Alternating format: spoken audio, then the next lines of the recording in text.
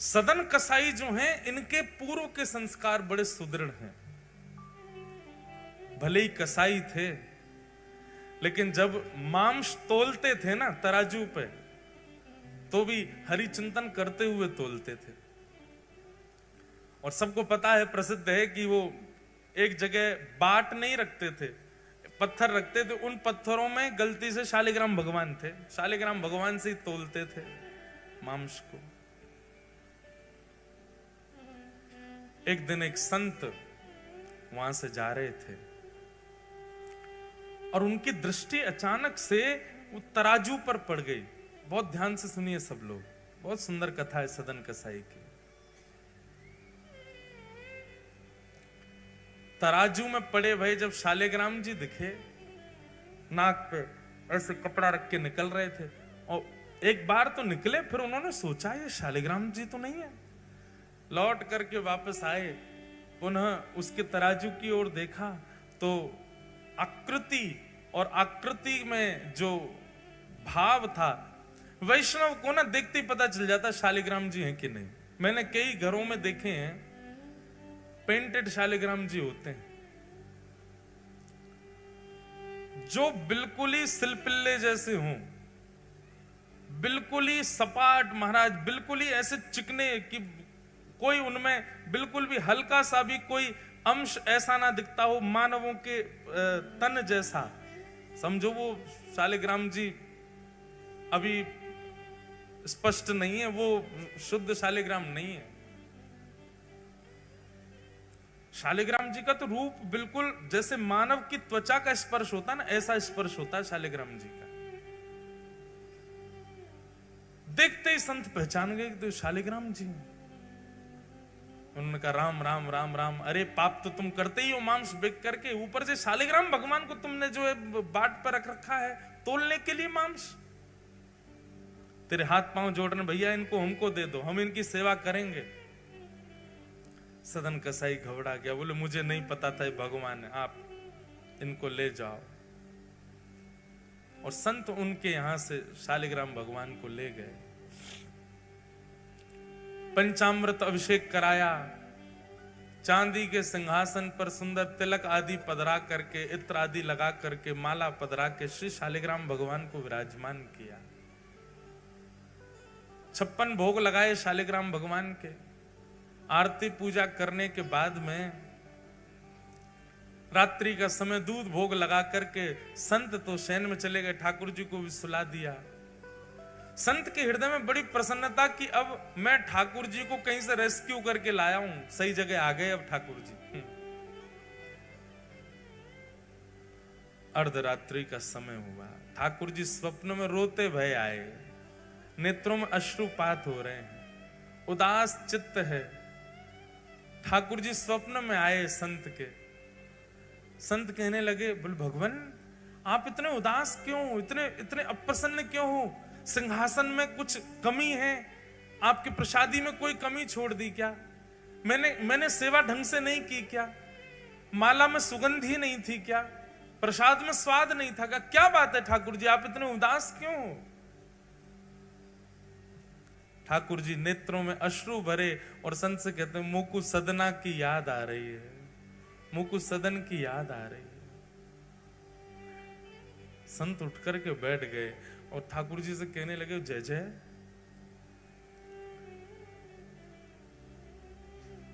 उस कसाई की याद आ रही है आपको? वो मांस विक्रय करता है और मांस का तोलना आपसे करता है। भाई तुला दान अन्न का सुना है, तुला दान हमने व्यंजनों का सुना है, तुला दान सुंदर सुंदर वस्तुओं का होता है, रत्नों का होता है। वो मांस का तुला दान करता है आपसे और आपको उसी की याद आ रही है। क्या अच्छा लगता है आपको सदन के यहां? आपको दुर्गंध नहीं आती? मांस विक्रय करता है वो। ठाकुर जी कहते हैं वो सब बात अलग है कि मांस विक्रय करता है, जैसा भी है, जो भी उसके गुण संस्कार, उसका जो भी कुछ है, वो सब बात एक अलग है। पर जब वो तराजू उठाता है ना, और तराजू उठाते ही जैसे ही मैं लुढ़कता हूं इधर उधर, वो लुढ़कने में मुझे बहुत सुख मिलता है। उसके तराजू में लुढ़कने में जो सुख है ना, वो सुख तो ब्रह्मांड में नहीं है, वो सुख तो वैकुंठ में भी नहीं है। मुझे उसके तराजू में लुढ़कने में बहुत सुख मिलता है। और मैं जब लुढ़कता हूं तो वो मुझे देख करके जब प्रसन्न होता है ना, तो मुझे बहुत खुशी होती है। तो मुझे तुम वापस वहीं छोड़े आओ, मुझे उसी के पास रहना है।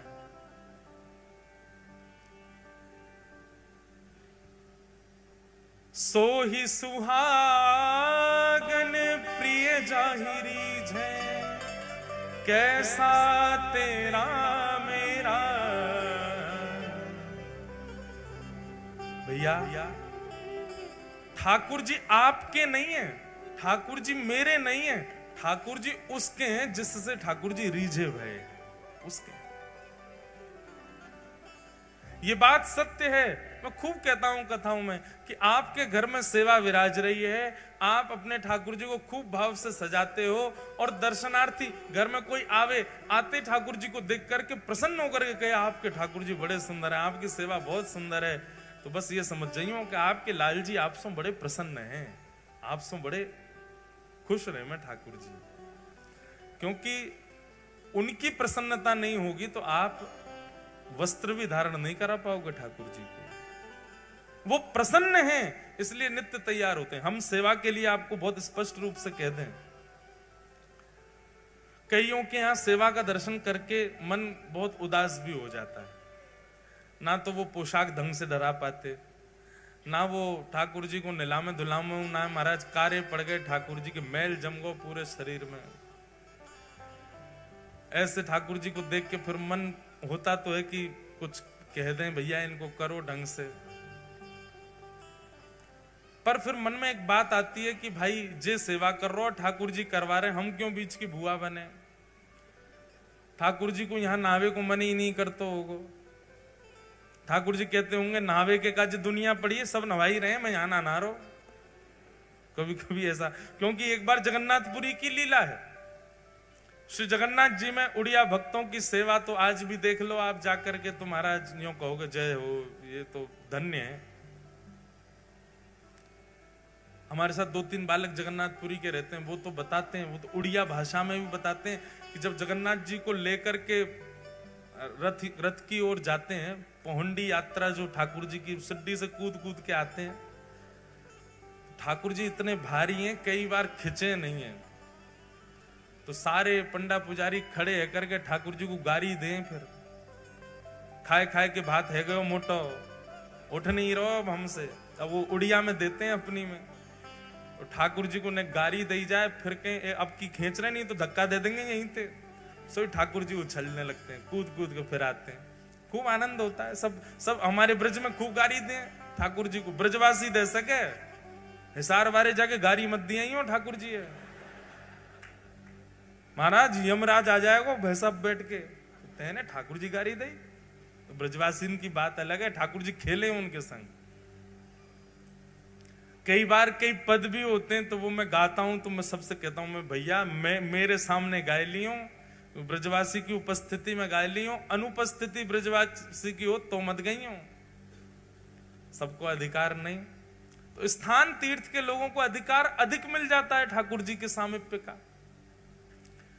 तो पंडा पुजारियों की सेवा महाराज आनंद की सेवा है वहां तो जगन्नाथपुरी में। श्रीमद रामानुजाचार्य जी महाराज जी को जब ये बात पता चली कि यहां पंडा पुजारी ऐसे सेवा करते हैं ठाकुर जी की, मंत्र मंत्र भी शुद्ध नहीं बोलते हैं, ऐसे कुछ भी पधरा देते हैं और कभी भी ठाकुर जी को सुला देते हैं। जगन्नाथ जी का शयन का समय निश्चित नहीं है, कभी भी सोते हैं और कभी भी उठ जाते हैं। उठने का फिर भी निश्चित है, 4-5 बजे उठ जाते हैं, पर सोने कभी कभी तो 1 बजे भी शयन आरती होती ठाकुर जी की, 2 ही घंटा सोते हैं। रामानुजाचार्य जी बोले ये नियम उचित नहीं है, हम अपने शिष्यों सहित जाएंगे और जगन्नाथ जी की नई सेवा प्रणाली का व्यवस्थित करेंगे। और रामानुजाचार्य जी अपने 5000 शिष्यों के साथ जगन्नाथपुरी पहुंच गए और वहां भीतर पहुंच के सब पंडा पुजारी बाहर कर दिए, तुम लोग बाहर जाओ, अब सेवा हम करेंगे ठाकुर जी की। आचार्य की बात पंडा पुजारी कैसे टाल सकते, बेचारे सब बाहर हो गए, कपाट बंद कर दिए जगन्नाथ जी के, बोले अब केवल शुद्ध तरीके से सेवा होगी। पूरा मंदिर धोया, ठाकुर जी का पंचामृत अभिषेक किया। जगन्नाथ जी बेचारे ठिठर गए, बोले कि ओहो कितनों नवाई दियो मुझे। आपको पता जगन्नाथ जी स्नान कैसे करते हैं? श्री जगन्नाथ भगवान के सामने विशाल शीशा रखा जाता है, और जब शीशा में जगन्नाथ जी स्वयं को देखते हैं, शीशा में पानी डाला जाता है, हरि हरि बोलो, ना लिए जगन्नाथ। जगन्नाथ जी वही में खुश है, वाह प्रतिबिंब कोई नवाओ। साल में एक बार स्नान पूर्णिमा पर नहाते हैं तो महाराज बुखार आ जाता है इनको, इनके प्रतिबिंब स्नान करते हैं शीशा में ठाकुर जी को प्रतिबिंब। आप लोग भी प्रतिबिंब को नवा के चले जाए करो कहीं, स्नान है क्यों? हमारे लिए सारे नियम है, ठाकुर जी के लिए नहीं है कोई नियम। रामानुजाचार्य जी ने तो विधि से सेवा प्रारंभ कर दी, रोज स्नान होगा, रोज ये प्रसादी बनेगी, रोज ये इतने बजे कपाट बंद होंगे, इतने बजे खुल जाएंगे, ये वेद मंत्र सुनाए जाएंगे, ये पाठ सुनाया जाएगा।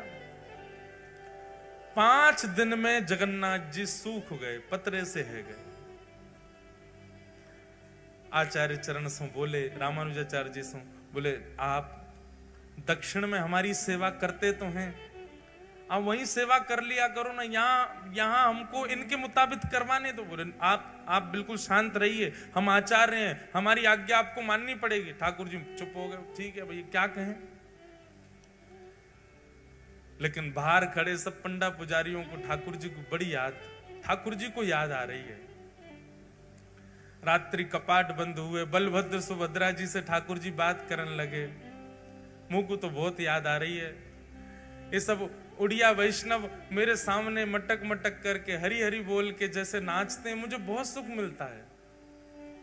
ये जैसे भी हैं, ये जैसी सेवा करते हैं, मुझे वो भाती है, मुझे वो बहुत प्रिय लगती है।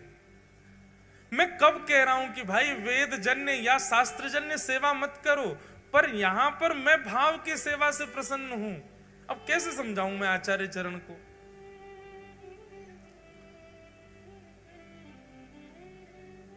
अच्छा, ठाकुर जी ज्यादा इसलिए भी नहीं बोल पा रहे कि बलराम जी जो हैं यही तो रामानुजाचार्य हैं, शेषावतार है रामानुजाचार्य। अब ज्यादा कैसे बोले जब बगल में ही तो बैठे हैं। तब अर्धरात्रि का समय, सब सो रहे थे। ठाकुर जी ने गरुण जी को बुलाया, द्वार पर बैठे, इधर आओ। तो जी जय जय आज्ञा। बोले काम करो, विशाल स्वरूप धारण करो, इतने बड़े पर कर लो, सोते हुए रामानुजाचार्य जी उनके सबरे शिष्यन को ले जाके दक्षिण छोड़े आओ और द्वार खोल दो हमारे। रात्रि गहरी निद्रा में सोए थे सब आचार्य चरण और सारे शिष्य। गरुण जी महाराज पहुंचे और तनिक तनिक से किसी को पता नहीं चले, चुपचाप सबको उठा करके अपने पंख पर धारण कर लियो, पीठ पर धारण कर लियो, और श्री जगन्नाथपुरी से उड़ करके गए दक्षिण भारत में। श्रीरंगम में जाकर के सबको खटिया सहित उतारे आए, खटोला सहित ले गए थे, और वहां पर सबको सुला करके लौट करके आए। द्वार खोल करके फिर से सबरे पटना पुजारी भीतर कर लिए। जगन्नाथ जी झूमन लगे, बोला हाँ अब सुख है, अब बढ़िया है, सबरे आ गए फिर से। यहां रामानुजाचार्य जी सवेरे सवेरे जैसे नेत्र खुले, स्थानी बदल गए, द्वारी बदल गए, खिड़की बदल गई, वातावरण बदल गया, सब कुछ बदल गया। और बाहर आकर के जब देखा, पूछने लगे आपस में, अफरा तफरी मच गई, कहां आ गए हम? तब किसी ने बताया वो तो श्रीरंगम है। रामानुजाचार्य जी के प्रेमाश्रु प्रकट हो गए, और प्रेमाश्रु प्रकट हो गए, दौड़ करके गए। श्रीमन नारायण भगवान शेष शैया पर पौड़े थे, जाकर के उनको हृदय से लगा लिया। बोले नाथ, आपकी भक्त वत्सलता की बलि बलि जाएं, आपके इस प्रेम के हम वारी वारी जाते हैं। अरे स्वयं ने वेदों में, स्वयं ने शास्त्रों में इतने नियम बना दिए अपनी सेवा के, लेकिन प्रभु आप तो भाव के भूखे हैं। वहां भाव से आपकी सेवा करते हैं सब वैष्णव जन, वही आपको प्रिय लगती है। विराजो, ऐसे ही विराजे रहो, जैसे उन वैष्णवों को प्रिय लगता है वैसे आप सेवा स्वीकार करो। तो ठाकुर जी को क्या भा जाए कुछ पता नहीं है। पहले मैं टोक देता था घर में जाके ऐसे सेवा मत करो, फिर इन कथाओं के बाद में अब मुझे लगता है नहीं, शायद इनकी इच्छा ही ऐसे रहने की होगी, रहने दो। पर हाँ कहीं ज्यादा ही अनीति होती है तो फिर मैं कह ही देता हूं। मैंने यार चना चनोरी तो भोग मत लगाओ, भोग तो लगाए करो ढंग से। ठाकुर जी के नेत्रन के नीचे मैल जमको ने नवाए तो दे करो। थोड़ा बहुत कहते हैं, ज्यादा नहीं कहते। तो सदन कसाई के यहां ठाकुर जी को लुढ़कवे में सुख मिलता है। संत हृदय से लगा करके शालिग्राम भगवान को सदन कसाई के पास गए। सदन कसाई ने चरणों पर बोले मुझे क्षमा कर दें, आपने जब से कल से बताया मुझे नींद ही नहीं आई कि मैं कितना बड़ा अपराध कर रहा था। संत ने जाकर के कहा सदन तुम कितने भाग्यशाली हो। बोले क्यों? पूरी बात बताई मैंने। तो ऐसे सेवा करके ठाकुर जी को बढ़िया व्यवस्थित किया। रात्रि में स्वप्न में ठाकुर जी आए और ठाकुर जी के प्रेमाश्रु छलक रहे थे। ठाकुर जी कह रहे थे मुझे तो सदना की याद आ रही है, मुझे तो उसी के पास रहना है। ये बात सुनकर के इतना रोए सदन कसाई, इतना रोए। बोले मैं तुच्छ प्राणी, मैं पापी प्राणी, मैं अभागा व्यक्ति, मैं अयोग्य व्यक्ति, मैंने अपने जीवन में कुछ अच्छा नहीं किया। मेरे लिए ठाकुर जी इतने श्रमित हुए, मेरे लिए ठाकुर जी आपकी निद्रा में आकर के रुदन करने लगे।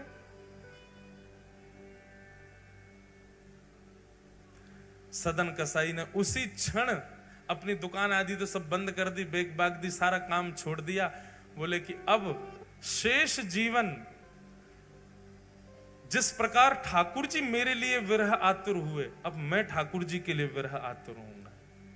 ठाकुर जी को मेरे लिए विरह सहना पड़ा और विरह में अपना जीवन व्यतीत करने लगे सदन कसाई। कथाएं सुनते, नित्य श्रवण करते, कहां है नाथ, कैसे हैं नाथ, बस उसी विरह में रहते।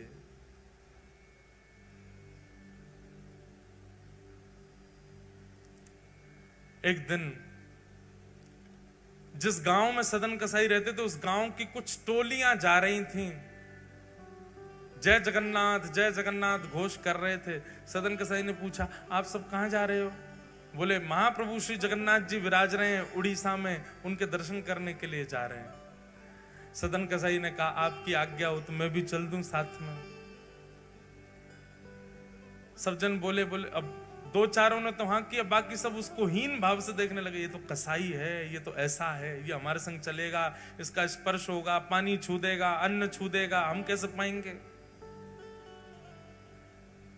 उन सबके बीच में होने वाले उस प्रतिकार को सदन कसाई ने बुरा नहीं माना बल्कि अच्छा माना। एक बात हमारी बहुत ध्यान से सुनना बंधुओं, कभी यदि वैष्णव भक्त को जीवन में प्रतिकार सहना पड़े, कभी वैष्णव भक्त को अपने जीवन में किसी से अपमान सहना पड़े, तो उस अपमान को, उस प्रतिकार को आप ठाकुर जी का आशीर्वाद ही समझो। ये बात हम कह रहे हैं, मंच से आप सुन रहे हो, पर इसको फॉलो कोई नहीं करेगा। प्रतिकार होते ही आप सबको क्रोध आ जाएगा, एक बार को हमें भी आ सकता है, पर हम मंच से कह रहे हैं, हमको भी प्रयास करना चाहिए, आपको भी प्रयास करना चाहिए। वैष्णव भक्त को प्रतिकार यदि होता है तो प्रतिकार का रूप क्या होता है, ध्यान से सुनना। हम सबके जीवन में जब से भजन आता है, जब से ठाकुर जी आ जाते हैं, जीवन एक पवित्र जैसा हो जाता है, जीवन में योग्यताएं आ जाती हैं। पर हमारे जीवन में, हमारे चित्त में, हमारे प्रारब्ध में कहीं ना कहीं हमारे दोष विद्यमान होते हैं, जो दोष हमारे भजन करने से भी नष्ट नहीं हो रहे। जैसे कईयों का क्रोध नष्ट नहीं हो रहा, कईयों का भजन करने के बाद भी मोह नष्ट नहीं हो रहा, कईयों का भजन करने के बाद भी लोभ नष्ट नहीं हो रहा।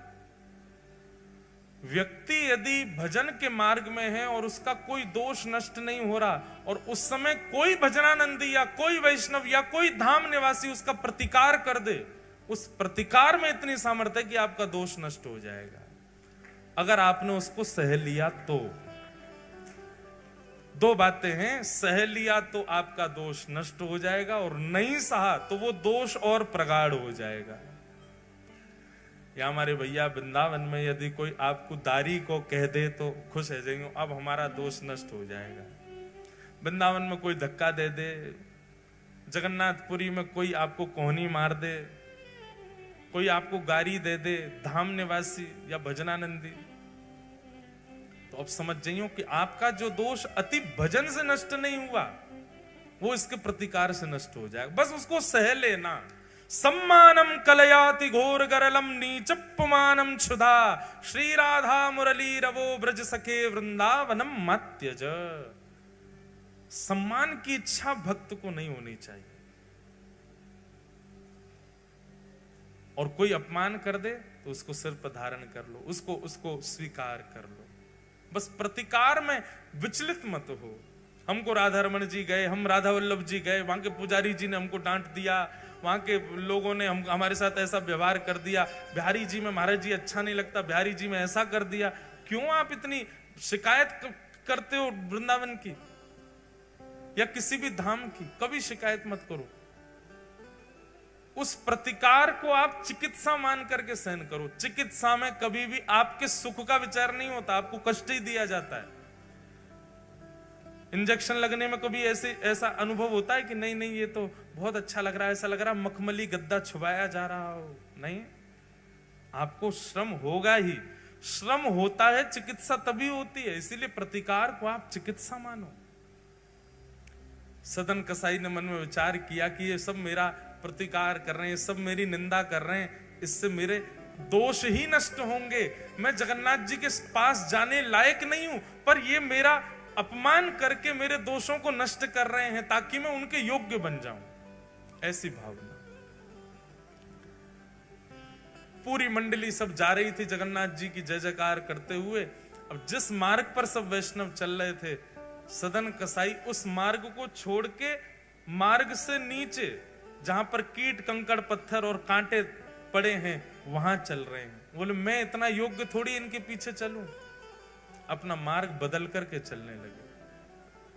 और ज्यों ज्यों जगन्नाथ जी के समीप जा रहे हैं, त्यों त्यों आनंद में भरते जा रहे हैं, त्यों त्यों नेत्रों से आंसू निकल रहे हैं। कैसे होंगे जगन्नाथ जी? मैंने सुना है उनकी भुजाएं नहीं है, मैंने सुना है उनके चरण कमल का दर्शन नहीं, मैंने सुना बड़ी बड़ी आंखें हैं, कैसा अधरामृत है, कैसा सुंदर मुखमंडल है। सबका विचार चिंतन करते हुए श्री सदन कसाई जी जा रहे हैं।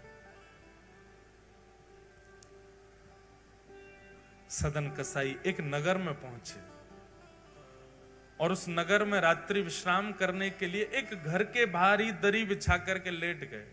बहुत ध्यानपूर्वक सुनना।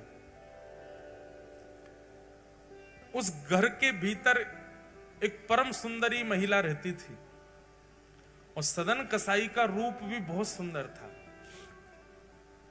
ठाकुर जी परीक्षा ले रहे हैं। पहले प्रतिकार करवाया, अब परीक्षा ले रहे हैं।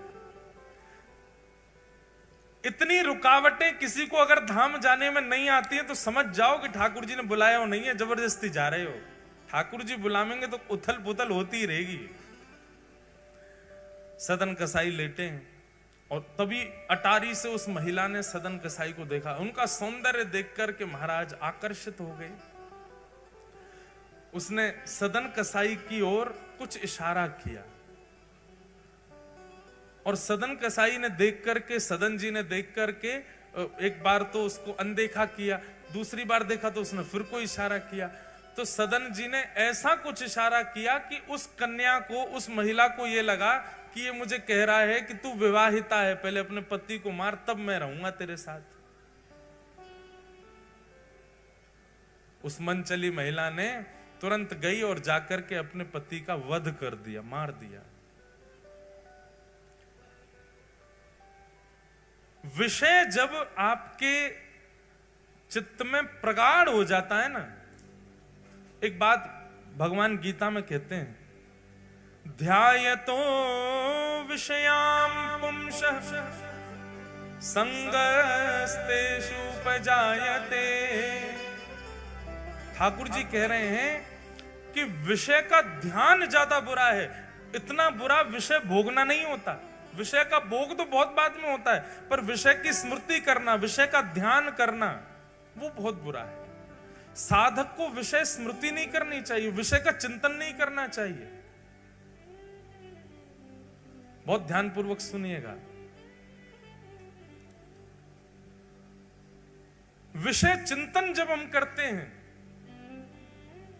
और उस समय विषय जो विकार हमारे चित्त में मस्तिष्क में प्रकट करता वो ज्यादा बुरे हैं, वो ज्यादा पापजन्य होते हैं।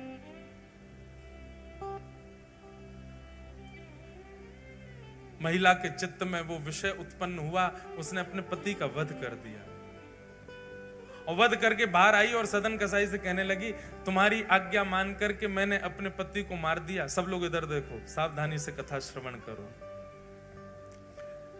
महिला गई और सदन कसाई से बोली, तुम्हारे कहने पे मैंने अपने पति को मार दिया, अब तुम मेरे साथ रहो।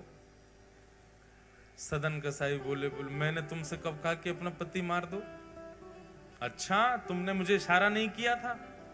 तुम्हारे लिए मैंने अपने पातिव्रत धर्म को तोड़ दिया, अपने पति को मार दिया। मैंने इसलिए मारा क्योंकि तुम संग रहोगे, तुम मुझसे विवाह करोगे और तुमको मेरे संग रहना ही पड़ेगा, और तुम नहीं रहे तो पूरे नगर में हल्ला मचा दूंगी कि तुमने जानबूझ करके मेरे पति की हत्या करवा दी और फिर मेरा त्याग कर दिया।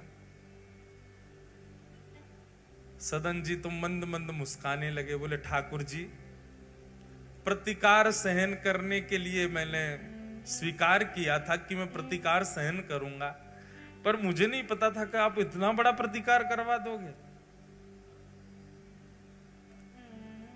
ठाकुर जी बहुत खेलते हैं बंधुओं।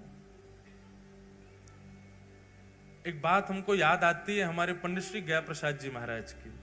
हमारे भैया आए हैं गिरिराज जी से, कल आप कह रहे थे कि पंडित जी महाराज के उत्सव में भैया जी एक बार गिरिराज जी में कुछ प्रसंग रखो। हमारे प्रथम श्रोता हैं पंडित श्री गया प्रसाद जी महाराज,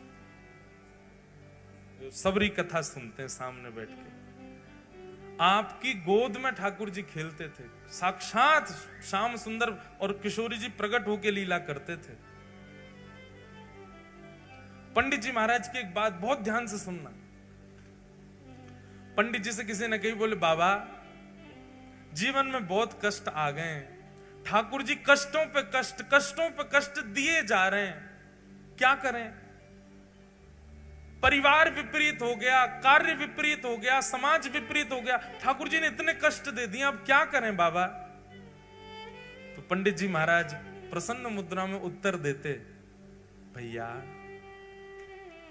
जे कन्हैया है ना, जाके खेलवे की बड़ी आदत है, जे हमारे संग खेलो करे, ब्रजभाषा ही बोलते थे शुद्ध, जे हमारे संग खेलो करे, जे कष्ट ना है, जे कन्हैया खेल लो है हमारे संग में।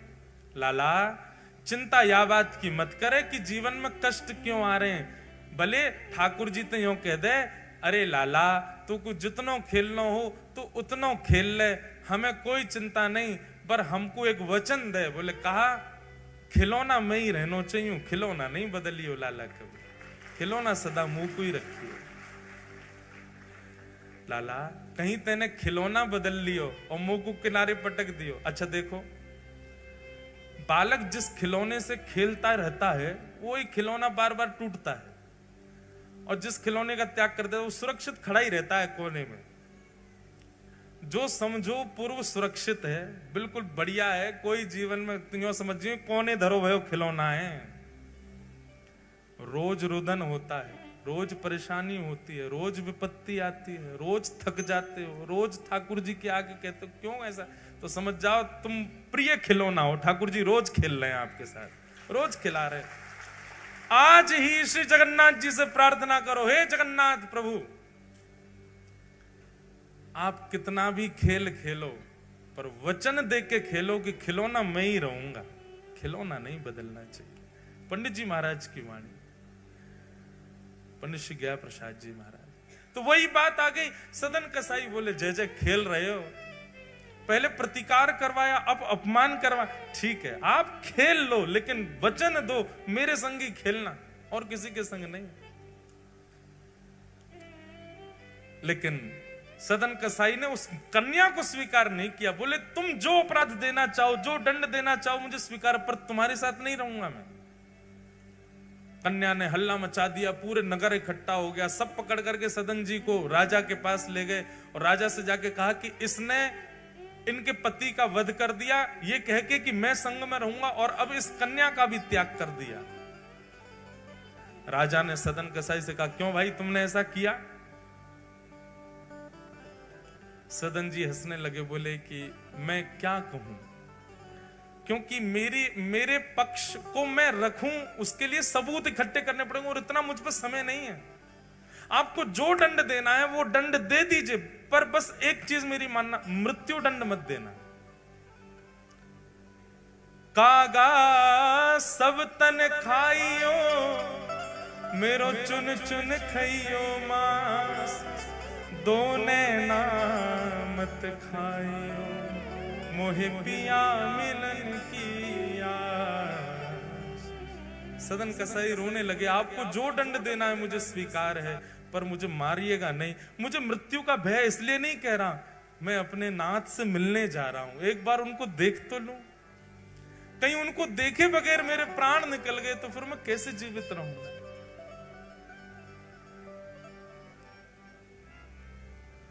मीराबाई का एक पद है, बहुत सुंदर पद है, मुझे बहुत प्रिय लगता है।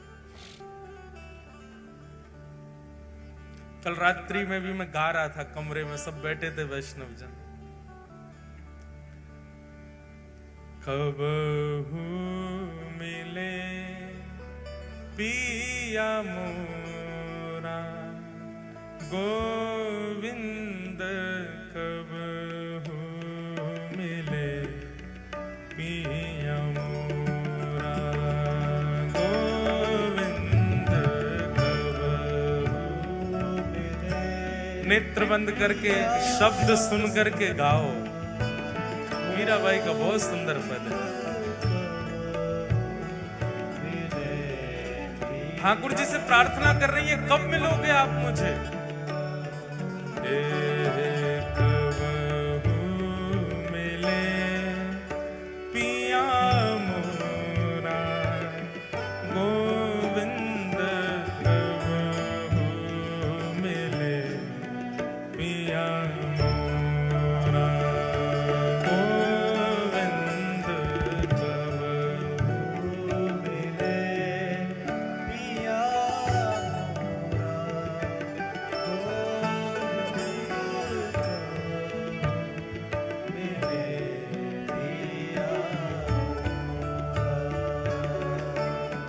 ओ मिलवे को मोहे चाब घनेरो, मिलवे को मोहे चाब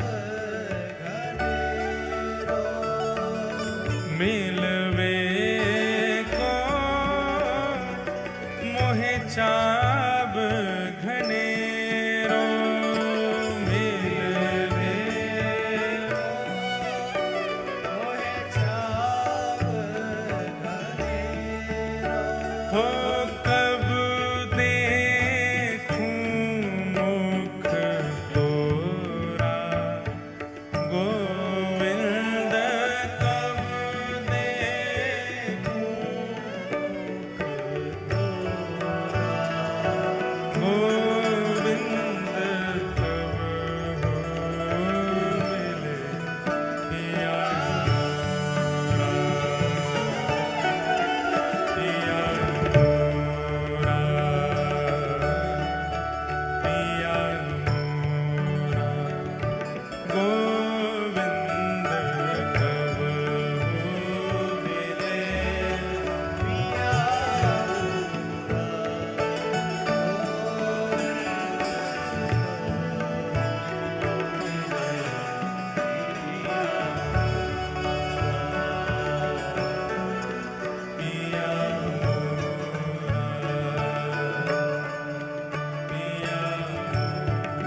गिरधर लाल प्यारे की।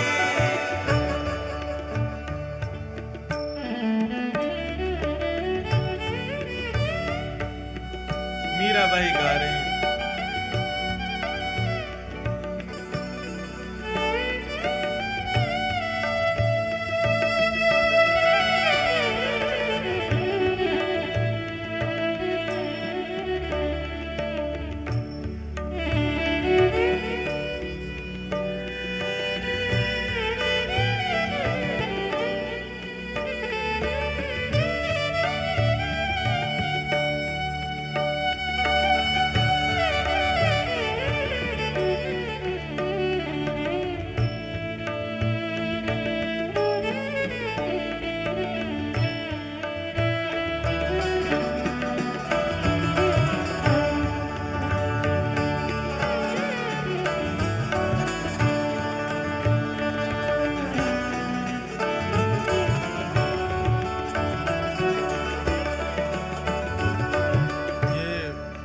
स्थिति बहुत अच्छी लगती है मीराबाई की।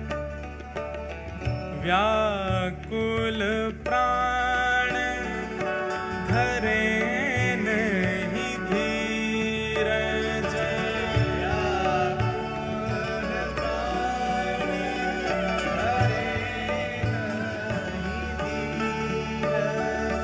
व्याकुल प्राण धरे नहीं धीरज,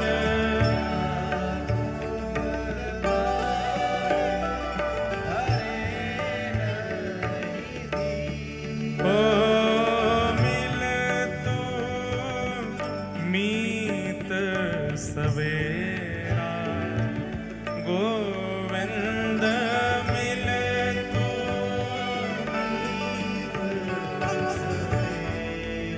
मीराबाई की स्थिति कैसी है?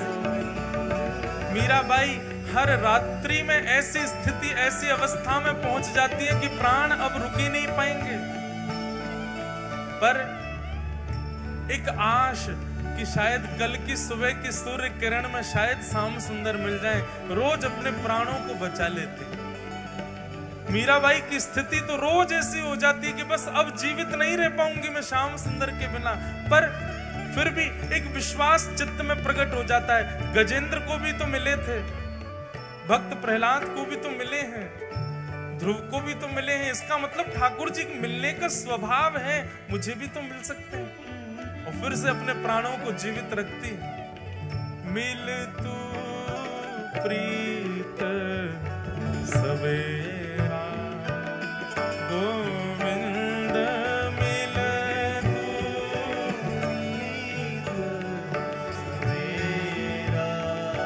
गोविंद कब हो मिले पिया मोरा, पिया मोरा, पिया मोरा, गोविंद कब हो मिले पिया मोरा,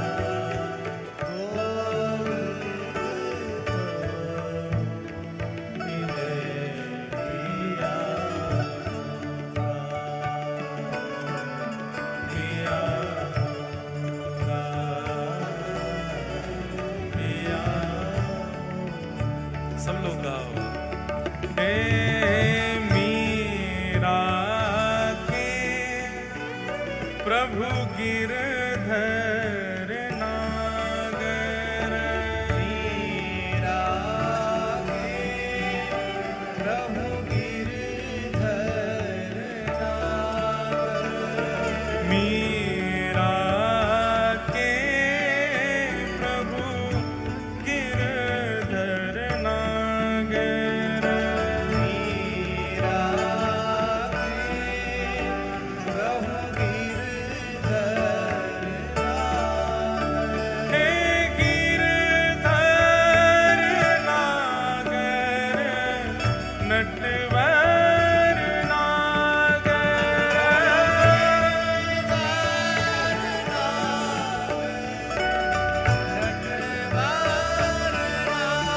प्यारे गिरधर नागर, नटवर नागर,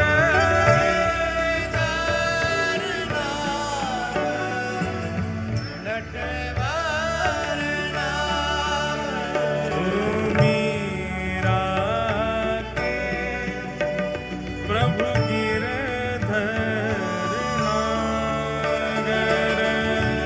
मीरा के प्रभु गिरधर नागर, ओ ताप तपन बहु तोरा, गोविंद ताप तपन बहु तोरा,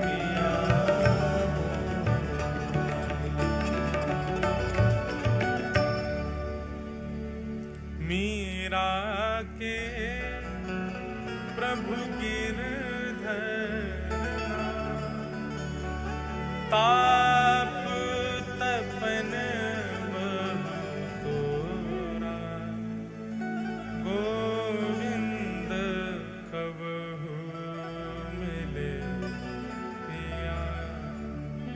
बंधुओं, वैसे मीराबाई जैसा विरह किसी भक्त ने नहीं सहा।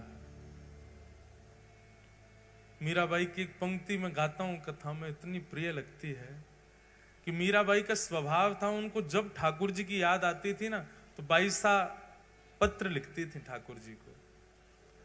वो पत्र जाना कहीं नहीं है, वो रखे रहते थे। जैसे कोई संत आके 22 को प्रणाम करते तो पूछते कहाँ जा रहे हो, तो कहते हम वृंदावन जा रहे हैं। सारे पत्र दे देती उनको, बोले जितने मंदिर हैं सब जगह एक एक पत्र चढ़ाया ना मेरा। संत अगर कभी मन में विचार करते कि इन पत्रों को खोल के पढ़ा जाए, इनमें क्या लिखा है, तो जब वो पत्र खोल के देखते थे तो अक्षर तो होते थे पर इतना जल पड़ा होता था उनके ऊपर कि वो सारे अक्षर ऐसे मिले जुले घुले हुए रहते थे। एक बार एक संत ने जाकर के मीराबाई से कहा, बोले कि मैंने तुम्हारे पत्र मंदिरों में दिए, वहां के मंदिर के सब पुजारी कहते हैं कैसे पत्र लाते हो, एक भी अक्षर समझ में तो आता नहीं है, पत्रों पर इतना पानी क्यों पड़ा होता है। मीराबाई कहते हैं वो पानी नहीं है तो पत्तियां मैं कैसे लिखूं, लिखी ही न जाए रे, पत्तियां मैं कैसे लिखूं, लिखी क्यों? बोले जब मैं लिखने बैठती हूँ मुझे इतनी याद आती है श्याम सुंदर की, गिरधर की, मेरे हाथ कांपते हैं, अक्षर में लिख नहीं पाती हूं। और कभी कभी हाथ पकड़ करके यदि अक्षर अंकित कर भी देती हूं तो इतने आंसू बहते हैं, इतने आंसू बहते हैं, जो लिखती हूं वो बह जाता है। कलम धरत मेरो कर कांपत है, कलम धरत मेरो कर कांपत है, और नीर रहे हैं बहाए, नीर रहे बहाए, पत्तियां मैं कैसे लिखूं, लिखी न जाए, पत्तियां मैं कैसे लिखी न जाए। ठाकुर जी बहुत खेलते हैं और जाके संग खेले नहीं है समझो मिलेंगे भी ना वाको। सदन कसाई ने कहा कि राजन आप जो दंड देंगे मुझे स्वीकार है, बस मुझे मारिएगा नहीं, और मृत्यु दंड भी अगर देना हो तो मैं दर्शन करके लौट आऊं तब दे देना। राजा बोला तुम्हारी बात मानेंगे, तुमको मारेंगे नहीं, लेकिन दंड तुमको छोटा मोटा नहीं देंगे। बोले क्या करना है? बोले इनके हाथ काट दो दोनों। सदन कसाई को जैसे ही पता चला हाथ काटने, वो तो नाचने लगे। राजा बोला तुम नाच क्यों रहे हो? बोले मैं जिनसे मिलने जा रहा हूं उनके भी हाथ नहीं है, अच्छा है मेरे भी काट दो। मैं तो सोच ही रहा था कि मैं उनके समान कैसे बनूं, आपने बढ़िया जल्दी हाथ काटो। खुशी खुशी सदन कसाई ने अपनी भुजा कटवा ली और भुजा कटवा करके बोले नाथ अब मुझे विश्वास है कि आप मुझे बुला रहे हो, क्योंकि आपने अपने जैसा रूप प्रदान कर दिया आप मुझे। हाथों से रक्त बह रहा है, कोई चिकित्सा नहीं हुई है, और सदन कसाई चल पड़े जगन्नाथ की ओर। रोते जा रहे हैं, बिलखते जा रहे हैं, गिर जाते हैं, चलते चलते इतनी कमजोरी आ गई है कि महाराज स्थिति वर्णन नहीं की जा सकती सदन कसाई की। जैसे ही नीलाचल धाम में प्रवेश करने लगे, सब वैष्णव जन चलते चलते अब दौड़ने लगे। बोले आ गया नीलाचल धाम, आ गया जगन्नाथपुरी धाम, देखो नीलाचल पर्वत पर कैसा सुंदर सुशोभित भगवान श्री जगन्नाथ जी का मंदिर। दूर से ही जगन्नाथ जी का मंदिर दिखने लग जाता है।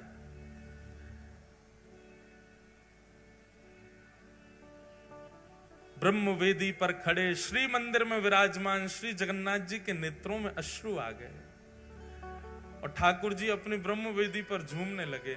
और झूमते झूमते पुजारियों ने जाके कहा, जय जय, कहा बात है, आप इतने भावुक लग रहे हैं और ऐसे झूम रहे हैं, क्या बात है?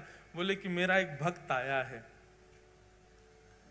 मुझसे मिलने के लिए आया, मेरे जैसा स्वरूप धारण करके आ रहा है, उससे मिलने की इच्छा में मैं बहुत प्रसन्न हो रहा हूं।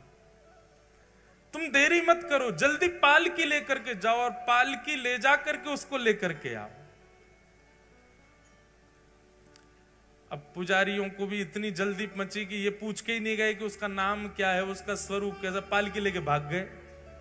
अब जहां से सब वैष्णव आ रहे थे वहां पालकी लेके खड़े हो गए, भैया जगन्नाथ जी ने पालकी भेजी है, जिस भक्त के लिए कोई भक्त आया है, वो जिस भक्त को जगन्नाथ जी ने बुलाया वो इस पर बैठ जाओ। वहां तो भीड़ लग गई पालकी पर चढ़ने वालों की। सब बोले हम सब आए हैं दर्शन करने। दूर खड़े सदन कसाई बोले, ओहो, भगवान ने पालकी भेजी, दिव्य कोई भक्त आया होगा जो उसके लिए पालकी भेजी है ठाकुर जी ने स्वयं। और वहां तो पालकी पर चढ़ने वालों की भीड़, सब एक दूसरे को फेंके पीछे, हम चढ़ेंगे, हम ज्यादा बड़े भक्त हैं, हम इतनी दूर से चढ़ के आए हैं। जगन्नाथ जी ने किसी ने कहा मुझे स्वप्न दिया था, किसी ने कहा मुझे ये किया था, सब में होड़ लगी चढ़ने की। पुजारी बोले रुको, हम पूछ के तो आए कि वो भक्त का स्वरूप कैसा है। दौड़ करके गए, जाके कहा, बोले भगवान आपने कहा वो आपके जैसा है, पर है कैसा वो तो बताओ। ठाकुर जी बोले जैसे मेरी भुजा नहीं है उसकी भी भुजा नहीं होंगी, उसको लेके आओ। तब दौड़ करके गए, हाँ भैया तुम में से भुजा जिसकी नहीं है उसके लिए पालकी आई है। अब सब कहें भुजा तो है भैया हमारे। तभी दूर पड़े थे कोने में, वो तो मार्ग पे चल भी नहीं रहे थे, नीचे उतर के चल रहे थे। नीचे पड़े सदन कसाई के दोनों भुजा नहीं। पुजारी गए, जाकर के सदन कसाई बोले तुम्हारे लिए पालकी भेजी है ठाकुर जी ने, क्योंकि ठाकुर जी ने संकेत किया मेरे जैसी भुजा है। सदन कसाई तो इतना रोए, बोले कितने भक्त वत्सल, कितने दयालु, कितने कृपालु श्री जगन्नाथ। पालकी पर पहले तो चढ़े नहीं, जबरदस्ती जब चढ़ाया रोने लगे। और जैसे ही श्री मंदिर के सामने जाकर के पालकी से उतारा गया, सिंह द्वार में जैसे प्रवेश करने लगे, पतित पावन भगवान का जैसे दर्शन किया, सदन कसाई वहीं लेट गए। और जैसे ही लेटे, हाँ नाथ, हाँ नाथ, हाँ नाथ कहने लगे। जैसे ही लेट करके अपनी कटी हुई भुजाओं से दंडवत के लिए हाथ ऊपर किए, दोनों भुजाएं प्रकट हो गईं और सदन कसाई अपने पूर्व रूप में वापस आ गए। बोलो जगन्नाथ महाप्रभु की। पुजारी बोले भैया इसको तो कंधा पे उठा के ले चलो, जैसे जगन्नाथ जी को ले जाते हैं वैसे ही जगन्नाथ जी की तरह उठा करके ऊपर ले गए। और ले जा करके जैसे ही श्री मंदिर में प्रवेश किया, ठाकुर जी ब्रह्म वेदी पर खड़े खड़े सदन कसाई को देख करके झूमने लगे, आनंद में भर गए। और मानो पुजारियों से कहने लगे लेके आओ, मेरे हृदय से लगाओ। और श्री जगन्नाथ जी ने मानो उसको हृदय। बंधुओं, जगन्नाथ जी एक ही भाव जानते हैं। बाह पसार के खड़े हैं कि मैं सबको गले लगावे खड़ा हूं, कोई लगावे वारो आवे तो सही, कोई वाह भाव से आवे तो सही। श्री ठाकुर जी सबको गले लगाने को खड़े। ऐसे महाप्रभु श्री जगन्नाथ जी सदन कसाई पर कृपा की। अनेक भक्तों के चरित्र हैं, अनेक भक्तों के भाव हैं जिन पर महाप्रभु श्री जगन्नाथ जी कृपा करते हैं।